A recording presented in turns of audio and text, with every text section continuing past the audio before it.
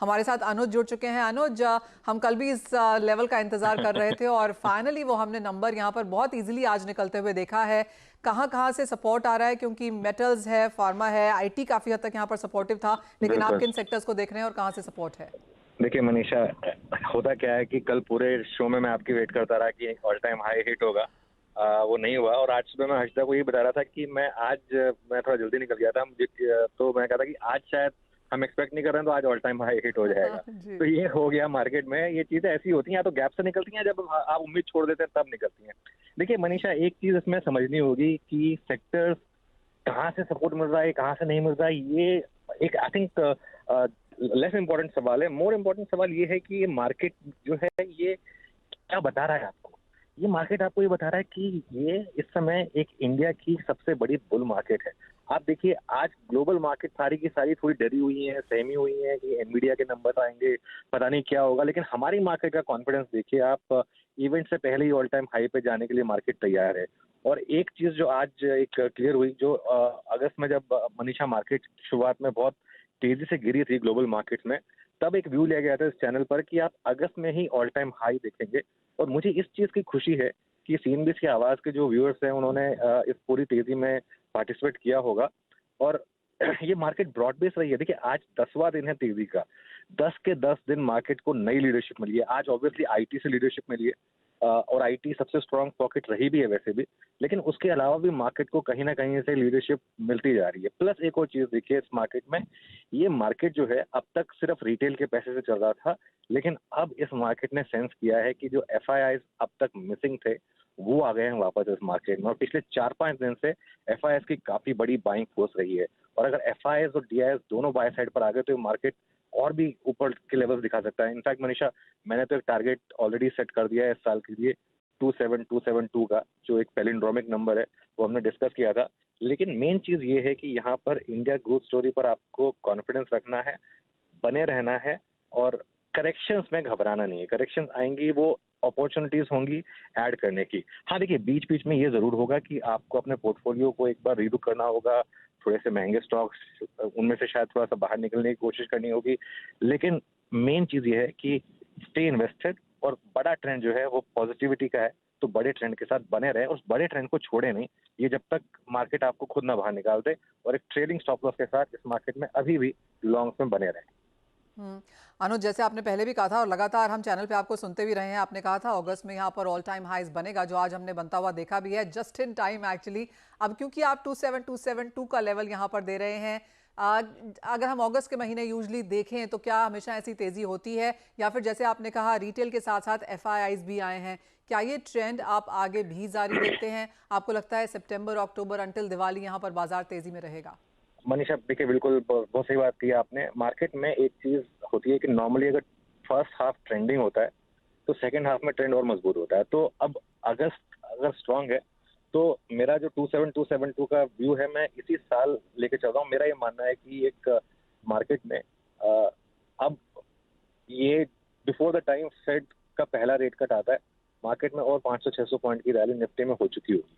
और उसके बाद फिर दिवाली की रैली, उसके बाद ईयर एंड रैली, तो ये सब मुझे लग रहा है कि मार्केट को एक्टिव रखेंगी। और ये जो लेवल्स मैंने बोले उनकी तरफ हम चलेंगे, और वेल्थ बनेगी इस मार्केट में। बार बार मैं एक हम्म। चीज रिपीट कर रहा हूँ, इस मार्केट में जी। वेल्थ बनेगी उन लोगों की जो बने रहेंगे इस मार्केट में।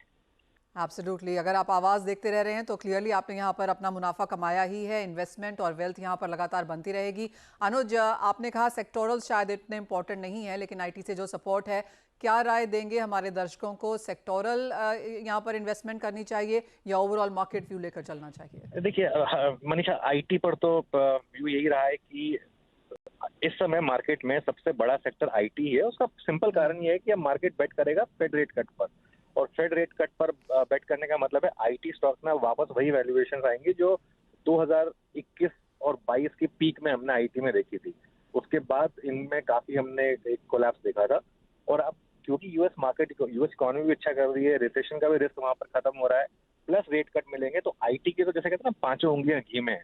ये वो वाला मामला है आईटी। और आईटी पर तो खैर मैं इस साल के शुरू से पॉजिटिव रहा हूँ। मेरा एक व्यू ये रहा है कि इस साल आपके पोर्टफोलियो का मिनिमम 25% आईटी में होना चाहिए। वैसे ज्यादा भी हो सकता है, लेकिन मिनिमम 25% आईटी में होना चाहिए। कल भी हमने इन्फोसिस, कल और परसों 2 दिन इन्फोसिस और बाकी सब आईटी स्टॉक्स की बात की थी। मेरे ख्याल से आईटी में अभी भी यहाँ से एक अच्छी तेजी प्ले आउट होगी, और अब ये मार्केट धीरे धीरे फैक्टर इन करेगी रेट कट। अच्छा, एक और चीज है, हमारी मार्केट के अंदर समहाउ एक पिक्यूलियर हैबिट होती है ग्लोबल इवेंट्स को भी थोड़ा सा प्रीएम्प्ट करने की। आज जैसे ग्लोबल मार्केट एनवीडिया के नंबर्स का इंतजार कर रहे हैं, आज की इंडियन मार्केट की आईटी की रैली शायद कुछ हद तक ये बता रही है कि शायद आज ओवरनाइट यूएस में भी कुछ इस तरीके का फैक्टर इन करने की कोशिश हो कि एनवीडिया के नंबर ठीक ठाक आए और मार्केट उसके बाद ग्लोबल मार्केट में भी शायद एक रैली देखे। अनुज, एक फाइनल सवाल, और जैसे आपने कहा कि यूएस फेड तो यहाँ पर देखना ही होगा, ग्लोबल क्यूज को बाजार काफी स्ट्रांगली देख रहा है। अगर हम ग्लोबल क्यूज ही यहाँ पर देखें तो नवंबर में यूएस के इलेक्शंस हैं, भारत के में कहीं कहीं किसी किसी स्टेट में अभी इलेक्शंस यहाँ पर आने वाले बाकी हैं। इन सभी के बीच में आपको क्या लगता है बाजार के लिए एक सरप्राइज फैक्टर क्या होगा? क्योंकि यूएस फेड रेट कट काफी हद तक 25 बेसिस पॉइंट्स ही सही फैक्टर्ड इन है, तो यहाँ से आगे जाकर बड़े क्यूज, बड़े ट्रिगर्स क्या हैं? बिल्कुल, देखिए बुल मार्केट अपने, जैसे कहते हैं ना, पानी अपना रास्ता खोज लेता है। बुल मार्केट अपना ट्रिगर ढूंढ लेती है, तो कोई ना कोई ट्रिगर बुल मार्केट को मिल ही जाएगा और ट्रिगर्स आते रहेंगे। इशू ये है कि हमें बताकर नहीं आएंगे ट्रिगर्स, मनीषा। तो ये इसके लिए फिर मैं रिपीटेटिव साउंड करूंगा, लेकिन एक चीज जो इस मार्केट में नहीं करनी है, इस मार्केट में सबसे बड़ा रिस्क होगा इन्वेस्टेड ना होना। आई थिंक बहुत लोगों ने ये मार्केट मिस की है क्योंकि उन्होंने हर लेवल पर एक स्टीप करेक्शन का वेट करा है। हो सकता है करेक्शन आ जाए, लेकिन उसको टाइम करना बहुत टफ होगा कि वो कब आएगी। वो क्या अब 25,000 पर आएगी या 26,000 पर जाकर आएगी, या वो जो मेरा लेवल है 27,000 का वहां पर जाकर आएगी, ये कहना बहुत टफ होगा। लेकिन ट्रिगर्स मार्केट को मिलते रहेंगे कहीं ना कहीं से। जैसा आपने बोला, अभी रेट कट का ट्रिगर है, उसके बाद मार्केट किसी और ट्रिगर पर लैच ऑन करेगा, उसके बाद कोई और ट्रिगर, उसके बाद अर्निंग्स का अपग्रेड, शायद कुछ ना कुछ ट्रिगर मार्केट ढूंढता रहेगा बुल मार्केट में। एब्सोल्युटली अनुज, आपके पास बार बार यहाँ पर आते रहेंगे, तो क्लियरली जैसे आपने कहा अर्निंग्स में यहाँ पर देखना होगा, यूएस फेड देखना होगा, ग्लोबल अर्निंग्स भी यहाँ पर हैं, यूएस इलेक्शंस हैं, और जैसे आपने बहुत राइटली कहा कि बुल मार्केट अपने जो ट्रिगर्स है वो यहाँ पर ढूंढती रहती है और उसका एक हम इम्पैक्ट यहाँ पर आता हुआ देखेंगे भी। हमारे साथ एक्चुअली इवेंजलिस्ट के प्रकाश दीवान हैं। प्रकाश जी नमस्कार, आप कैसे देखते हैं ये ऑल टाइम हाईज एंड अब यहाँ से क्या सेंस है, क्या करे बाजार? देखिए, आपको ये तो पता ही है कि ये ऑल टाइम हाई जो आया है थोड़ी मुश्किल के बाद आया है। नीचे जाके एक दौर हमने करेक्शन का भी देखा है, तो उस लिहाज से ये बहुत ही पॉजिटिवली रीइंफोर्स कर रहा है कि मार्केट में स्ट्रेंथ है, खास करके large cap Nifty Sensex stocks में बहुत स्ट्रेंथ है। और ये सारा दामोदर इस पे जो मूव का है, that is based on liquidity. तो लिक्विडिटी इतनी है मार्केट में कि नीचे के लेवल से भी हमने एक महीने के कम अवधि में देखा कि नीचे जाके भी हम मार्केट में वापस नए स्तर पे आ गए। तो definitely it shows resilience sorry, लेकिन the levels at which we are, जिस लेवल पे हम लोग हैं वहाँ पे थोड़ा सा रिस्क रिवॉर्ड अनफेवरेबल होता जाता है। हो सकता है मोमेंटम जारी रहे, बट मैं नई चीजें लेने के लिए बड़ा सिलेक्टिवली वो करूंगा, रिकमेंड करूंगा लोगों को रहे, क्योंकि bottom up stock specific activity है।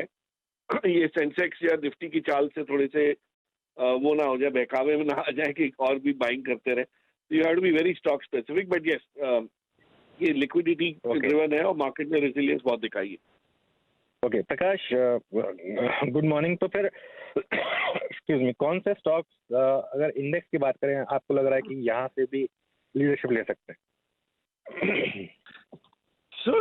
ये देखिए, निफ्टी के लेवल्स, आई मीन निफ्टी के बाहर के अगर स्टॉक्स आप देखें तो थोड़े से जो जहाँ पे हमने टर्न अराउंड सिचुएशन देखी, जैसे केमिकल्स हो गया या कुछ हद तक आईटी में भी देखा है कि कुछ मूव्स आ रहे हैं, वहां पे आपको थोड़ा टैक्टिकल वो मूव मिलेगा। बट मुझे अभी भी ऐसी कोई चीज, ऐसे कोई पॉकेट्स नहीं दिखे जहाँ बहुत आपको बड़ी वैल्यू दिखे। तो ये तो मार्केट में जो सेक्टर रोटेशन है हमने देखा है, उस लिहाज से कुछ फाइनेंशियल्स में, कुछ फार्मा कंपनीज में, इस टाइप के उसमें सब वो आए। बट कोई specifically to be very honest ऐसा मन नहीं करता कि जाके इसमें ऐड कर दें और ये भाव पे भी मोमेंटम को करें। मैं तो वैल्यू इन्वेस्टर हूँ, मोमेंटम इन्वेस्टर शायद कर पाएंगे, बट वैल्यू इन्वेस्टर्स के लिए थोड़ा मुश्किल का दौर है। चलिए ठीक है, एक आखिरी सवाल मेरी तरफ से फिर, कहाँ पर प्रॉफिट बुक करें फिर? प्रॉफिट बुक करें आप, ये जितने भी अगर आपके पास हैं जो डिफेंस, रेलवे, इस टाइप के कुछ इंफ्रा स्टॉक्स हैं, और कुछ जो ये डेटा सेंटर और छोटे स्टॉक्स की मैं बात कर रहा हूँ, जहाँ पे 100, 110, 120 पी हो चुका है। अभी हम सिर्फ एक स्टोरी के बलबूते देख रहे हैं कि मार्केट में प्राइसेस जहाँ पे आए हैं, तो जहाँ भी आपको पी अब नॉर्मली हाई लगता है और अर्निंग्स को आने में समय है और कंपनी का मार्केट कैप छोटा है, यानी 1500 2000 करोड़ के नीचे है, तो डेफिनेटली वहाँ प्रॉफिट बुक करना चाहिए, क्योंकि इन स्टॉक्स में जब गिरावट आएगी तो बहुत तीव्र हो सकती है और उससे बचना ज्यादा जरूरी हो जाएगा। ऑल राइट प्रकाश, बहुत शुक्रिया साथ जुड़ने के लिए, और अनुज आपका भी टाइम इन पे लॉग इन करने के लिए। तो क्लियरली जैसे एक क्वेश्चन का वर्ड भी यहाँ पर आ रहा है कि जो पी जहाँ पर एबनॉर्मली हाई है, जैसे कि शायद इंफ्रा, डिफेंस, रेलवेज हैं, वहाँ पर कुछ मुनाफा वसूली देखने को मिल सकती है। IT on the stronger side है, एक नए हाईज के आसपास अभी भी निफ्टी में लगातार यहाँ पर कारोबार है। नया हाई और भी हमने यहाँ पर बनता हुआ देखा है। इस वक्त अगर बात करें तो 25,104 के आसपास के स्तर, तो क्लियरली स्ट्रॉन्ग स्ट्रेंथ यहाँ पर कंटिन्यूड है इक्विटी मार्केट्स में। एक ब्रेक का समय है, लौटेंगे तो बात यहाँ पर फिर से करेंगे कमोडिटी बाजार की। हमारे साथ अब HDFC सिक्योरिटीज के हेड ऑफ कमोडिटीज अनुज गुप्ता हैं। अनुज नमस्कार। और काफी चौपी बाजार हैं ये, कल हमने सोने में ऑल टाइम हाई क्लोजिंग आते हुए देखी थी, करंट लेवल से क्या करने की राय है? Manisha ji good morning. देखिए, जिस तरीके से एक चॉपीनेस आई है, हमें लगता है कि मार्केट अभी थोड़ा सा एक रेंज में रहेगा, और हालांकि $2500 के ऊपर सस्टेन कर रहा है। हमें लगता है कि यहाँ पर जो रेंज रहेगी वो नीचे में करीबन अगर हम बात करें तो 71,700 से लेकर 72,300 के बीच का मार्केट रहेगा। अगर ऊपर प्राइस थोड़ा बाउंस बैक करते हैं 72,100 72,200 के आसपास, तो बिकवाली का ट्रेड इंट्राडे के लिए ले सकते हैं। नीचे 71,780 तक के टारगेट देखने को मिल सकते हैं, और अगर 71,700 के आसपास मिले तो खरीदारी का ट्रेड बना के भी चल सकते हैं। तो ओवरऑल अगर आप देखेंगे तो गोल्ड और सिल्वर अभी फिलहाल एक रेंज में है। हालांकि मार्केट अभी वेट कर रहा है जो इन्फ्लेशन के डेटा आने हैं, वो डेटा इंपॉर्टेंट रहेंगे, मगर हाँ कहीं ना कहीं मार्केट थोड़ा सा यहाँ पे एक हमें लगता है कि एक रेजिस्टेंस फेस कर रहा है, जहाँ पर एक रेंज वन मोमेंटम देखने को मिल सकती है। अनुज, साथ ही साथ क्रूड ऑयल में अब क्या करने की राय है? बिकॉज 3 दिन में 7% की तेजी के बाद जिस तरह की मुनाफा वसूली कल शाम को आई है, कैसे स्ट्रेटेजाइज करें? देखिए, हमें लगता है कि हालांकि अगर आप देखेंगे तो कहीं ना कहीं जियोपॉलिटिकल का टेंशन अभी बरकरार है, मगर जिस तरीके से प्राइस 7% रन अप हुए थे, एक प्रॉफिट बुकिंग वहां पर आती हुई दिखाई दी है। हमें लगता है कि इंट्राडे के लिए मार्केट एक ओवरबॉट जोन में है, जहां पर सेल ऑन राइज की स्ट्रेटेजी यूज कर सकते हैं। तो क्रूड में करीबन 6400-6420 के आसपास के स्तर मिले तो वहां बिकवाली का ट्रेड बना सकते हैं। स्टॉप लॉस 6488 का रहेगा। टारगेट नीचे करीबन 6320 तक आ सकता है, और अगर 6320 जो कि WTI में करीबन $72-71 के आसपास आएगा, तो वहां पे अगेन खरीदारी का ट्रेड बना के चल सकते हैं। तो यहाँ पर भी रेंज बाउंड मोमेंटम है, मगर हाँ ये है कि ओवरबॉट होने की वजह से एक सेलिंग प्रेशर आता हुआ दिखाई दे रहा है। अनुज, एक फाइनल सवाल और ये एग्री पर है, और जिस तरह की बारिश गुजरात में हुई है, जहाँ पे हम अज्यूमिंग काफ़ी सारी फसलें अब अंडर वाटर हैं, आपको लगता है कुछ कंसर्न्स हैं उसको लेकर, या बहुत जल्दी है अभी इसके ऊपर कोई निष्कर्ष निकालना? और आपकी सेंस अब एग्री स्पेस में क्या है? देखिए, अगर हम एग्री में देखें और अगर हम गुजरात पर्टिकुलर की बात करें, तो वहाँ पे मसालों का काफी बड़ा क्षेत्र है। हमें लगता है कि फिलहाल अभी जो सेंटिमेंट है वो काफी मिले जुले हैं, मगर हाँ जिस तरीके से बारिश हुई है और आगे हम देखेंगे कि जो मसालों की सोइंग होगी वो भी यहाँ पर बढ़ती हुई दिखाई दे सकती है। तो उसके वजह से हम देख रहे हैं कि सभी मसालों में एक फिलहाल थोड़ा सेलिंग प्रेशर आता हुआ दिख रहा है, मगर ये डेफिनेटली है कि यहाँ से ज्यादा बड़ी गिरावट आपको देखने को नहीं मिलेगी, क्योंकि जिस तरीके से ज्यादा पानी होने की वजह से सोइंग एक्टिविटी डिले होगी, जैसे हम कॉटन में भी देख रहे हैं कि एक सोइंग एक्टिविटी डिले होती हुई दिख रही है, तो वो प्राइसेस को सपोर्ट करेगी। तो मुझे लगता है कि जो भी भाव चल रहे हैं वो थोड़े से अभी ओवर सोल्ड में है, जहां से आपको एक अच्छी रिकवरी देखने को मिल सकती है। ओके, तो कुछ खरीदारी के मौके यहाँ पर भी ढूंढे जा सकते हैं, और ऑफकोर्स गुजरात में अभी कुछ असेसमेंट नहीं हुई है कि किस तरह का नुकसान वहाँ पर है, उस पर भी नज़र रखनी चाहिए। बहुत शुक्रिया अनुज साथ जुड़ने के लिए और तमाम स्ट्रैटेजीज शेयर भी करने के लिए। एक ब्रेक का समय है, लौटेंगे तो बात करेंगे इक्विटी मार्केट्स की।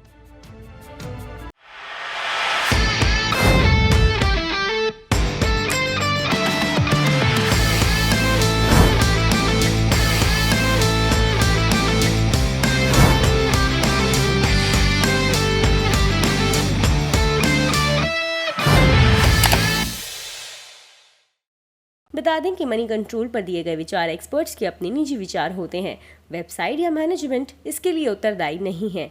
यूजर्स को मनी कंट्रोल की सलाह है कि कोई भी निवेश निर्णय लेने से पहले सर्टिफाइड एक्सपर्ट की सलाह लें।